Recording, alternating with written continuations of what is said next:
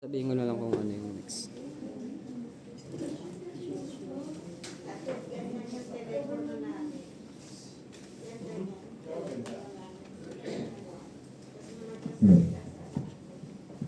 Sige po, magandang gabi po sa atin lahat. Nakita nyo na yung pag-usapan natin. Pero bago po lahat, tayo po ay manalangin. Panginoon, minsan pa po hinihingi po namin ang pagsama po ng Banal na Espiritu sa aming pong pag-aaral ng iyong salita, Lord. Hindi namin maunawaan yung mga katotohanan ito kung wala pong patnubay mo. Kaya hayaan mo po, Lord God, na maitago yung iyong lingkod sa iyong likuran. At ikaw lamang po, yung tinig mo lamang po, Panginoon, ng aming pong marinig. At sa paglabas namin sa lugar na ito, bitbit namin ang katotohanan ito mula sa iyong salita. Maraming salamat po at patuloy mo po kaming gabayan sa mga sa gabi ito. Sa tanging pangalan ni Jesus. Amen. So bilang introduction po sa October na ngayon, October 1, mayroon po tayong bagong series po na pag-uusapan sa prayer meeting. At ito po yung series na yon. Sisimulan natin itong series. Ang cute ng bata eh. So ang title po nun ay Makinig Ka. Sabi mo sa katabi mo, makinig ka. Learning to hear God in prayer. Pag-usapan po natin sa mga susunod na linggo po, paano natin marinig ang tinig po ng Diyos sa pamamagitan po ng pananalangin. So, noong mga nakaraang linggo po, nakaraang buwan pala, ang series po natin is about intercession. So ano nga po ulit yung intercession? Tagapamagitan po rin ng Panginoon, no? Ito po yung kung paano ang isang Kristiyano ay tumatayo para ipanalangin yung ibang tao. Ngayon naman po, lilipat tayo sa isang mahalagang aspeto din po ng pananalangin na madalas hindi natin napapansin. Ito po yung listening or contemplation. Pwede po siyang part ng prayer, yung contemplation na pakikinig. Pwede din po siyang maging type of prayer. Kung ikaw yung klase ng Kristiyano na kapag nananalangin buong araw halos, yung talagang oras ng panalangin, parang fasting, pwede po yung listening and contemplation ay maging type of prayer. May mga types po kasi ng prayer. Una po is yung adoration. Alam na natin yan. Adoration, pagpupuri sa Panginoon. Confession, yung pagpapahayag natin ng ating mga kasalanan. Thanksgiving, pagpapasalamat natin. Supplication or petition, ito yung paghingi natin. Ito yung master na natin. Intercession, yung last week na pinag-aralan natin. Meron din pong lament o lamentation o pag yan ba yun sa Tagalog? Pagtangis. So, ibang part na po yun siguro sa susunod po natin mapag-usapan. Tapos ito po yung isang type. Listening or contemplation. Kadalasan po kapag sinabi pong prayer meeting, ang iniisip agad natin yung tayo yung nagsasalita sa Diyos, di ba? Tayo yung humihingi, tayo yung humihiling, tayo yung nagpapahayag na nararamdaman natin sa Panginoon. Yung iba po, pag tinanong ano yung prayer sa kanila, lalo na pag sila yung hindi na-attend ng prayer meeting, ang sagot lagi nila pag sa panalangin, ang panalangin is paghingi. Now, congrats po sa atin dahil alam ko po na alam nyo na ang panalangin po ay hindi lang patungkol sa paghingi. Hindi lang siya isang monologue. Ang prayer po ay isang dialogue. Sabihin mo nga dialogue. Ibig sabihin po, pag sinabing dialogue, hindi lang tayo yung nagsasalita sa Diyos. Maging ang Diyos nagsasalita din sa atin.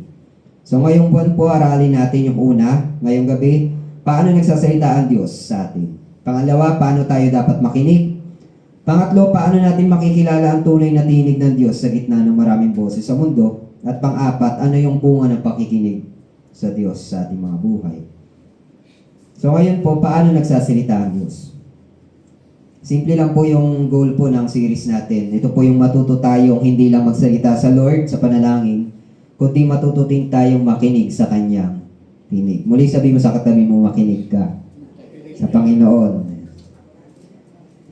Sabi po, kung ang prayer daw po ang hininga ng Kristiyano, ang listening naman daw po, ang pakikinig ay heartbeat ng relasyon natin sa Diyos. Kaya sasagutin natin ngayong gabi yung tanong na, nagsasalita ba talaga ang Diyos?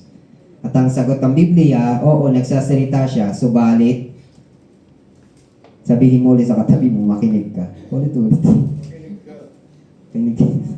So, ang title po na pag-usapan natin ngayong gabi, ang Diyos ay nagsasalita. Makipag-focus po sa aklat po ng Hebreo, chapter 1, verse 1 and 2, tapos John chapter 50.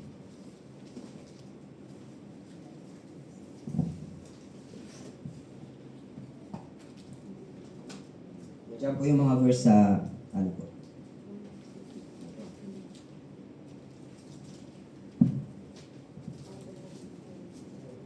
Hebreo chapter 1 verse 1 and 2. Tapos John chapter 5. Chapter 10 verse 20.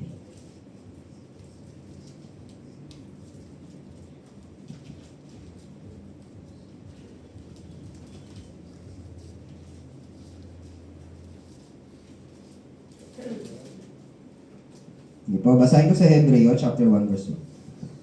Noong una nangusap ang Diyos sa ating mga ninuno sa iba't ibang panahon at sa iba't ibang paraan sa pamamagitan ng mga propeta.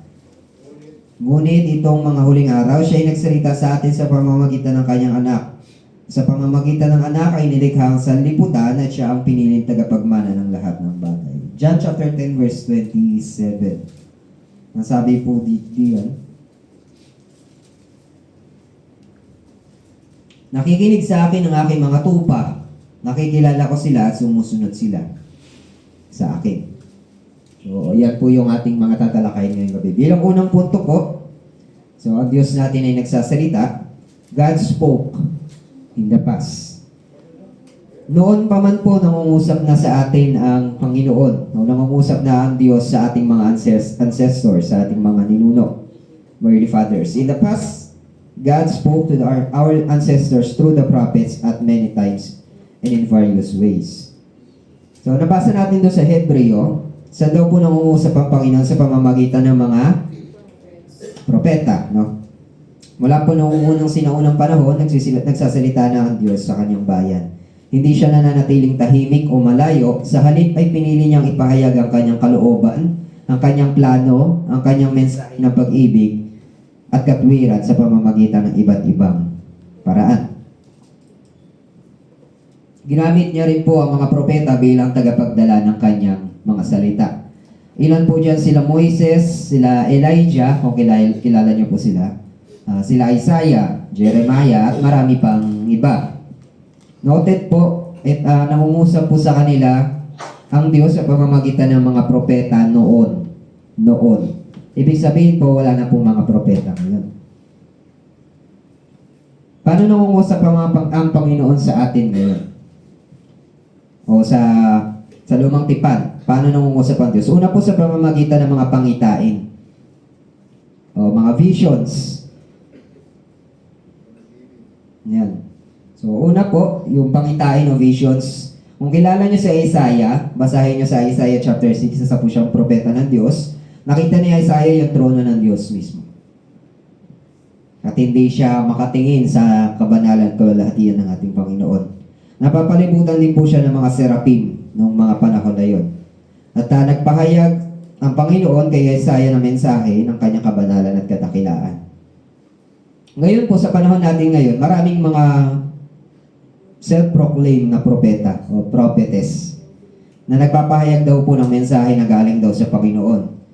Well, kagaya po ng binasa natin kanina, wala na po sila ngayon. Sila po ay nasa lumang tipan pa. Ang huling propeta po sa Bible ay si John the Baptist. At sa mga propeta pong ito, kita nila mismo, naririnig nila mismo yung tinig ng Diyos, literal. Literal. Kung paano tayo nag-uusap, yan din nakikipag-usap sa Panginoon, ang mga propeta. So, hindi sila tulog, gising sila nung binigay sa kanila ang kapahayagan ng Diyos. So, sa pamamagitan ng vision, so pangitain. Pangalawa ay sa pamamagitan ng mga panaginip. Tulad po na naranasan ni Joseph, na anak ni Jacob. Si Joseph the dreamer. Nagkaroon po siya ng mga panaginip sa Genesis chapter 37. Hindi siya propeta, pero nangusap ang Diyos sa pamamagitan ng panaginip niya. At tignan mo yung katabi mo, baka nananaginip na. Pangatlo po sa pamamagitan ng tinig na naririnig. Ito po yung audible voice. Yung naririnig nila yung mismong tinig ng Diyos.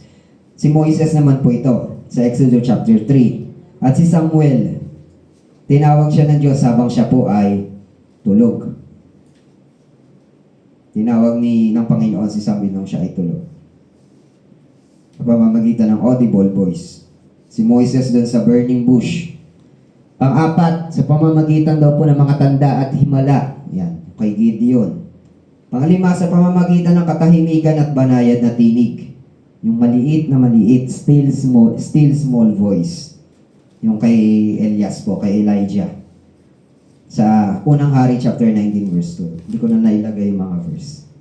At ang lahat po ng ito, itong 5 na ito, ay nagpapatunay ng isang mahalagang katotohanan na hindi nananahimik ang Diyos noon pa man.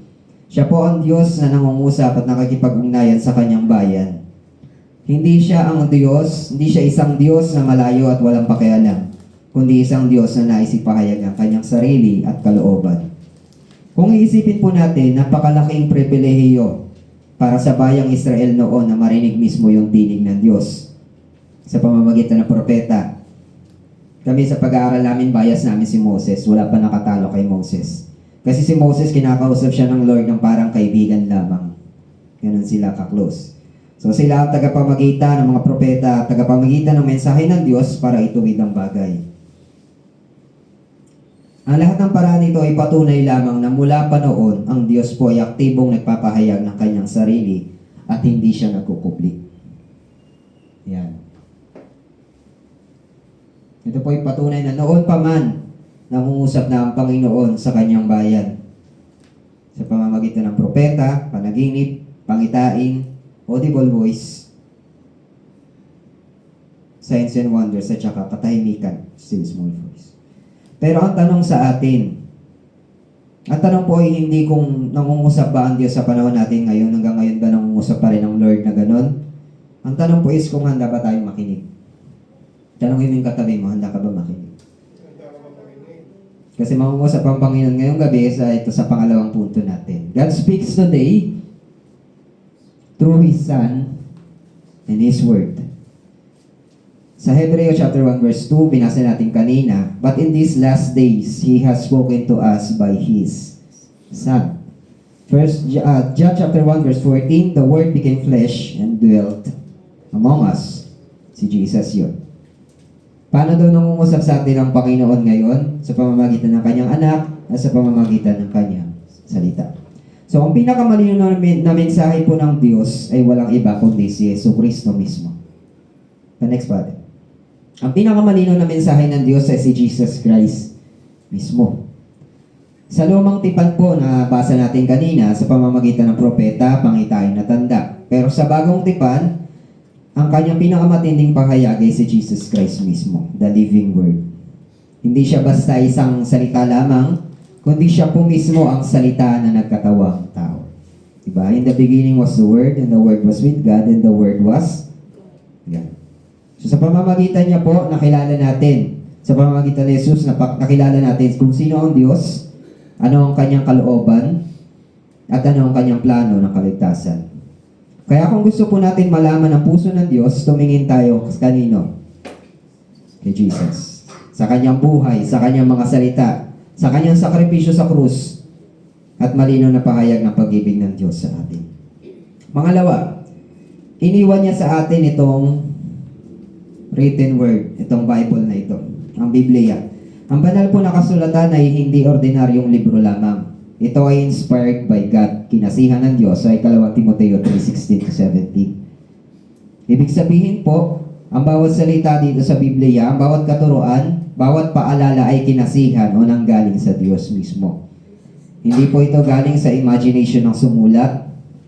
At ito po ay naisulat na ilimbag ng mga tao under ng power ng Holy Spirit. Last week sa Bible studies namin sa mga kabataang lalaki, tinalakay namin ito kung paano ang Bible ay 100% galing mismo sa Diyos. Pero bago kami nag-start, tinanong ko sila, ilang percent yung pagtitiwala mo sa Bible? Sumagot sila. Si Arvin, 75 daw. 75%. Natapos yung aming pag-aaral, tinanong ko ulit sila, ilan na? 76 na daw. Ano ba? 100 pala, 100. So, pray ng Panginoon. So, 100 na yung kanyang pagtitiwala sa Biblia. Kayo po ba? Ilang porsyento po ang pagtitiwala natin sa salita ng Diyos? Ang salita po ng Diyos ay authoritative. Ito po ang pamantayan ng katotohanan. Sola Scriptura, yung isa sa mga 5 solas. Ito po yung, hindi po ito opinion ng tao, hindi po ito haka-haka. Hindi po ito galing sa maling ipinasa sa atin. kundi ito po ay mismong salita o kalooban ng Diyos. At ang salita po ng Diyos ay sapat. Amen? Ang salita ng Diyos ay authoritative at ang salita ng Diyos ay sapat. Ibig sabihin po, lahat ng kailangan natin para sa ating pananampalataya, para sa ating kabanalan, para sa ating pamumuhay na nakakalugod sa Diyos, matatagpuan natin yan sa Biblia. So wala nang kulang. Lahat ng dapat kailangan natin nandito. Dito natin mababasa. Kaya ang tanong, alam niyo na kung ano yung itatanong ko. Nababasa ba natin ang mga Bible natin?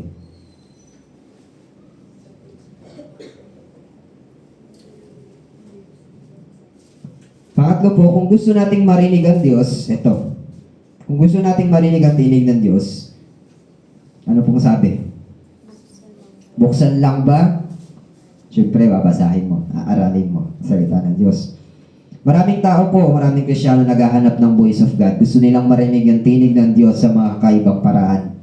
Gusto nila sa panaginip nila, kakausapin sila ng Diyos. Gusto nila kakausapin sila ng Lord sa bulong ng hangin. Ako lang pa yung gano'n, dati ako gano'n eh. Gusto kong marinig ang tinig ng Diyos. Meron pa akong prayer dyan, tahimik ko. Talagang gusto kong marinig yung still small voice ng Lord. Not knowing na dito pala yung mensahe ng Panginoon. Ang pinakasigurado at pinakamalinaw po na paraan para marinig ang tinig ng Diyos sa Biblia, sa Bible lang. Hindi po doon sa mga extra biblical revelation. Pag sinabing extra biblical revelation, ito po yung mga kapahayagan na galing daw sa Diyos pero wala sa Bible. Meron ako dito kung kilala niyo siya. Yan ba?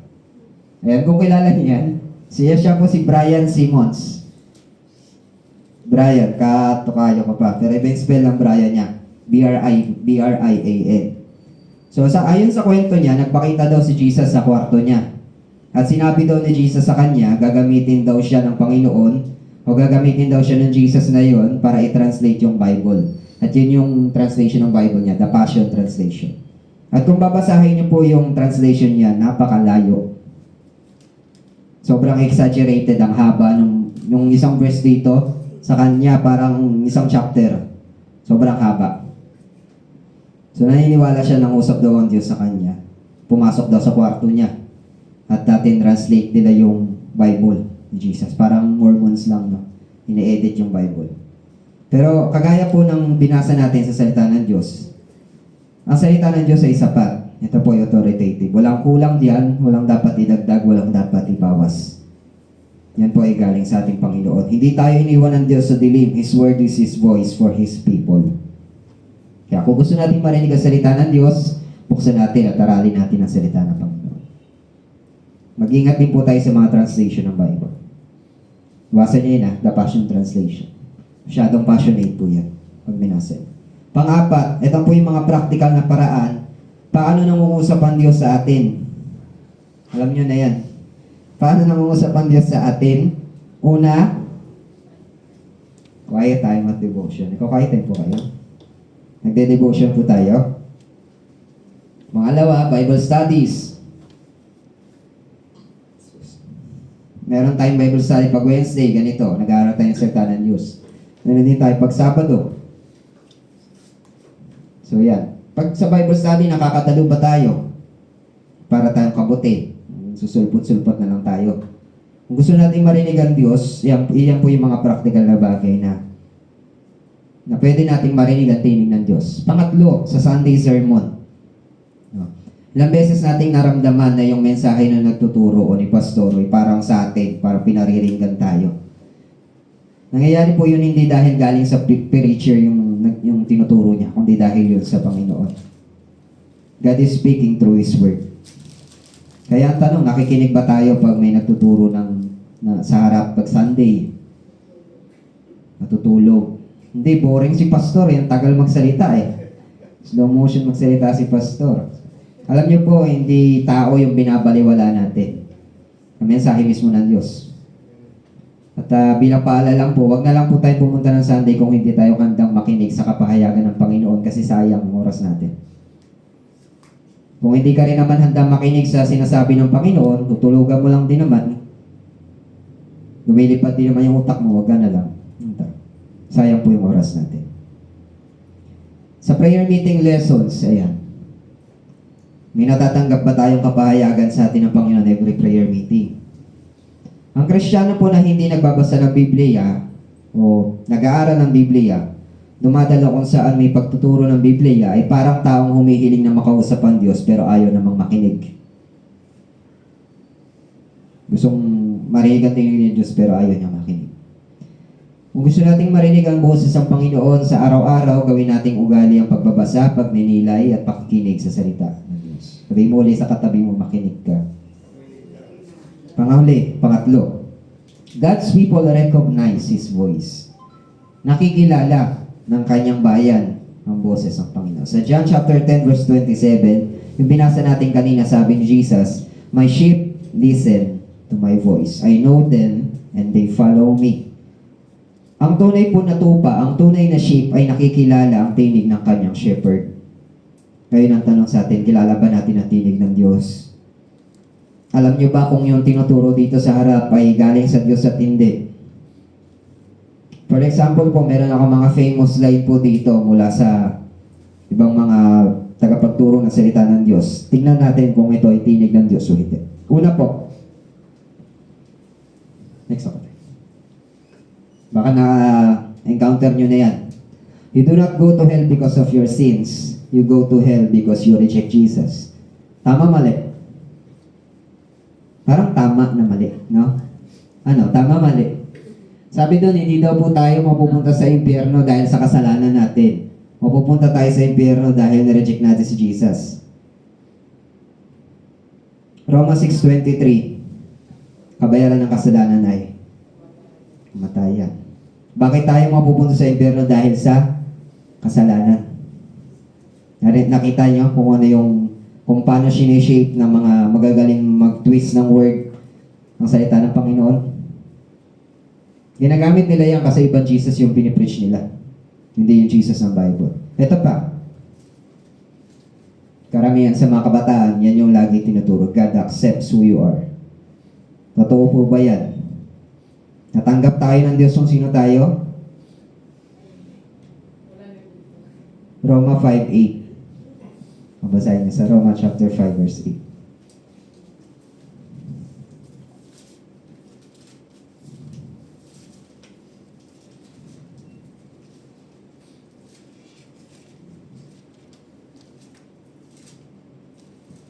Ngunit ipinadama ng Diyos ang kanyang pag-ibig sa atin nang mamatay si Kristo para sa atin noong tayo'y makasalanan pa.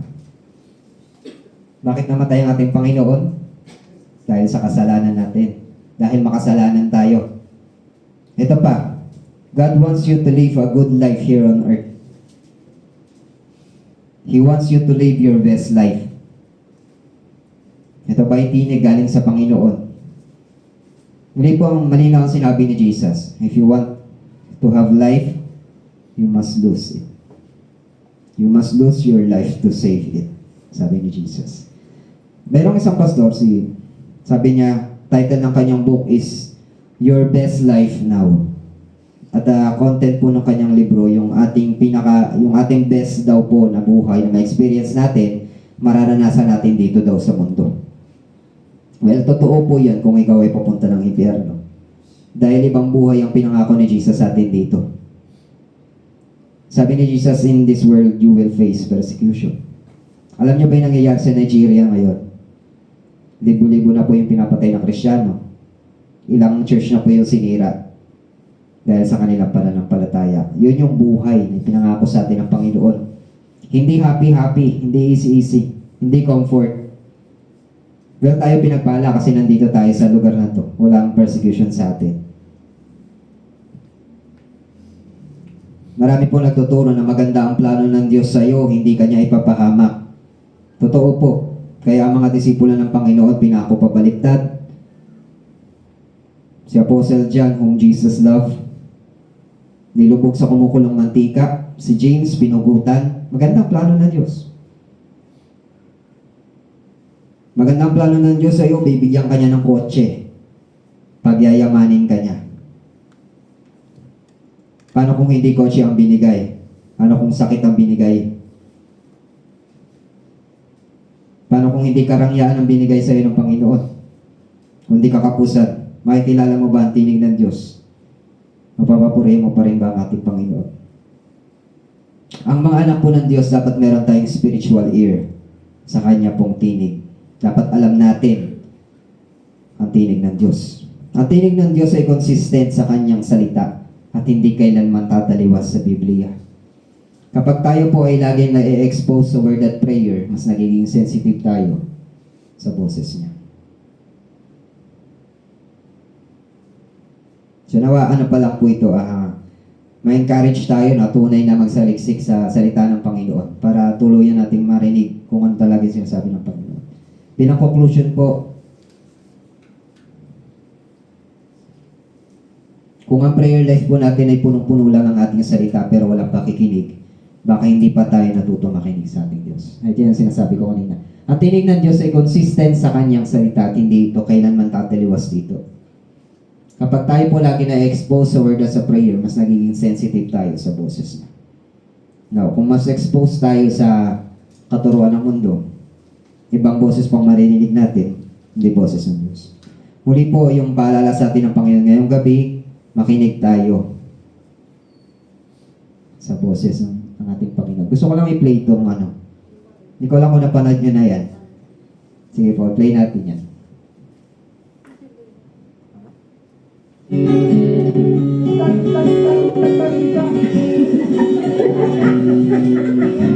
One more time.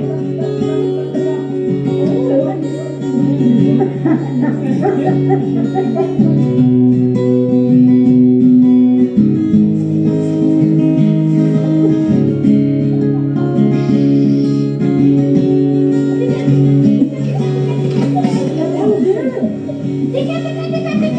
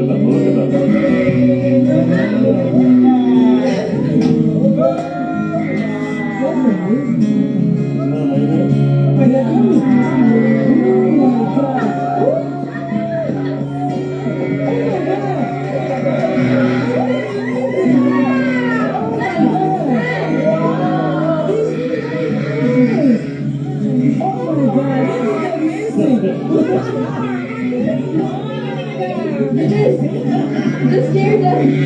Yeah, you just made them go away. Was that cool or what? You will never have the same again.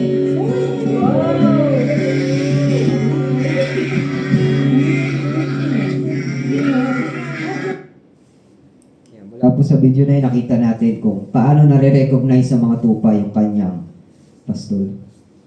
Nawa po maging kagaya natin yung mga tupa na yan, na nakikilala natin ang tunay na tinig ng ating Panginoon. Tayo pala natin manalangin. Salamat, Panginoon, sa kapahayagan mo sa gabing ito, Lord. Lord, we pray for discernment, Panginoon. A discerning spirit, Panginoon. Na tunay na nakikilala namin, narinig namin yung tinig mo, yung katotohanan na mula sa iyo, Lord. Panginoon, huwag niyo pong ilayong yung mga anak, Panginoon, mula sa anumang pakana, Panginoon, ng kaaway para kami iligaw, Panginoon, mula sa mismong katuruan mo, sa mismong mensahe mo, Lord. Nawa lagi kami magtiwala, lagi kami magdwell sa iyong salita. Kagaya na sabi ni Pablo, let the word of Christ dwell richly in you. Nawa, Panginoon, hangarin namin na mapuno yung aming puso ng iyong katotohanan, Lord God, sa pamamagitan ng iyong salita. Gaya nga ng napag-aralan namin yung gabi nangungusap ka sa amin sa panahong ito, Lord God, sa pamamagitan lamang ng iyong salita at ng iyong anak, Panginoon. Hayaan mo na gawin namin pinaka-priority yung pagninilay po ng iyong salita. Hindi yung pakikinig sa sino man. Maging discernful kami, Panginoon, sa lahat ng pagkakataon na malaman namin kung ano yung galing sa iyo at hindi. Panginoon, ingatan niyo po ang iyong kawan. Ingatan niyo ang bayang ito, Lord God. bawat isa sa amin, Panginoon. Sa patuloy po namin pananalangin, patuloy namin dalangin, Lord God, ang pagsama mo po sa amin. We ask for wisdom, Panginoon. Ito po ang aming samantalang sa tanang pangalan ni Jesus. Amen. Sige po, punta po tayo sa mga groupings natin. Magkaroon lang po tayo ng short discussion po about dito sa napag-usapan natin. Tapos isama po natin sa panalangin natin yung mga kapatid natin sa Nigeria, tsaka yung mga nasalanta po nung lindol, bagyo, at tsaka yung kanina pumutok yung lugang Taal. Ay, umusok lang ata. Umuubo. Marami pong nangyari ngayong October 1. So, ipanalangin po natin ito sa Panginoon.